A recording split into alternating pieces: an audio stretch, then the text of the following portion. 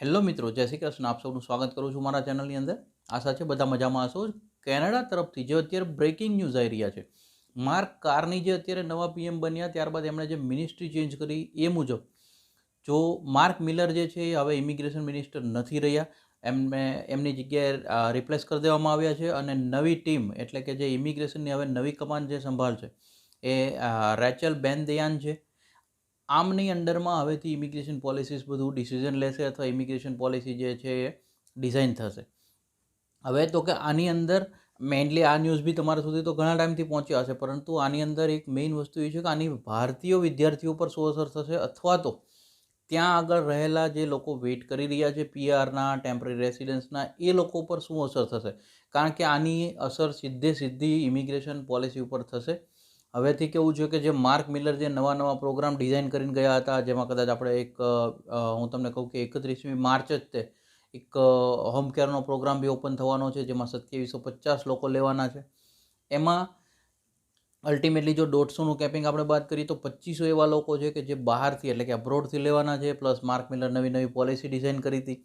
તો આ મુજબ હવે જે બેનદયાન જે છે એ જો કમાન સંભાળે તો હવે શું ચેન્જીસ થઈ શકે, કારણ કે ઘણા મિક્સ રિવ્યૂઝ છે. ઘણા જે અમારા ક્લાયન્ટ છે અથવા વ્યુઅર્સ છે એના ક્વેશ્ચન્સ એવા છે કે સર શું ખરાબ થશે, બાળકો સાથે સારું થશે. તો આના માટે આજનો વિડીયો તમે લાસ્ટ સુધી જોશો તો હું તમને બધી પોસિબિલિટીઝ જેટલી બી ડિસ્કસ કરી શકાય એ હું તમારી સાથે ડિસ્કસ કરવાની કોશિશ કરીશ અને તમને બી સમજાઈ જશે કે તમારા બાળકો પર આની અસર શું થઈ શકે એમ છે. એ પહેલાં ચેનલ પર જો નવા છો તો સબસ્ક્રાઈબ કરી દેજો અને નોટિફિકેશન ઓન રાખજો.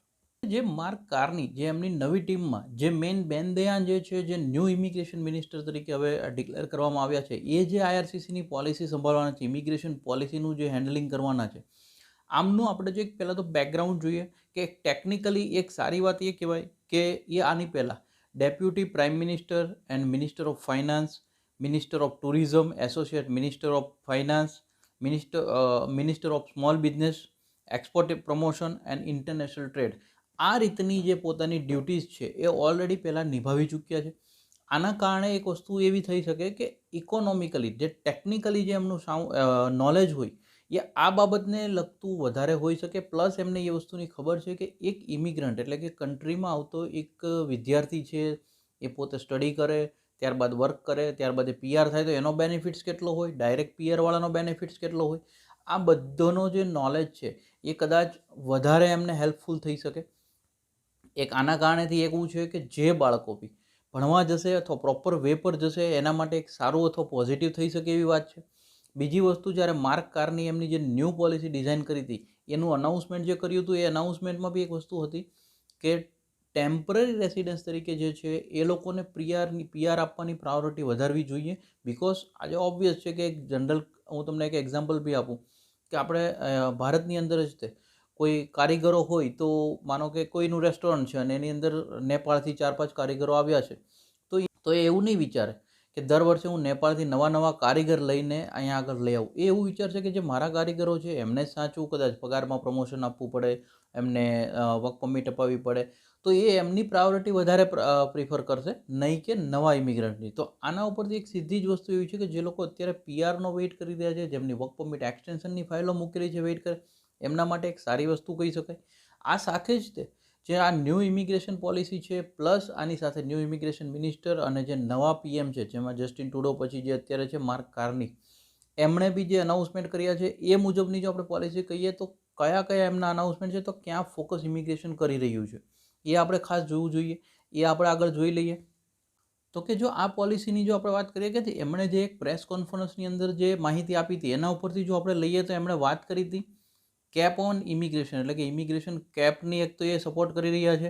બીજું મેં તમને જે કીધું તે પ્રાયોરિટી ટેમ્પરરી ટુ પીઆરવાળાને વધારવાની કોશિશ થઈ રહી છે. એટલે જે લોકો બી કેનેડામાં પીઆરનું વેઇટ કરે છે અથવા લીગલ સ્ટેટસ પૂરું થવા આવ્યું છે એમના માટે બેસ્ટ છે, કારણ કે એમણે જે હમણાં હોમ કેર ચાઇલ્ડનો જે પ્રોગ્રામ ચાલુ થવાનો છે ને એનું એનાઉન્સમેન્ટમાં બી એક વસ્તુ આવી હતી ઇમિગ્રેશન પોલિસીમાં કે 150 જે 2750 છે એમાંથી 150 રિઝર્વ રાખવામાં આવી હતી, જેમનું ઓલરેડી કેનેડામાં રહે છે પરંતુ સ્ટેટસ પૂરું થઈ ગયું છે તો પૂરું થવાનું છે, એ લોકો માટે 150 સીટ જે છે એ રિઝર્વ કરવામાં આવી હતી.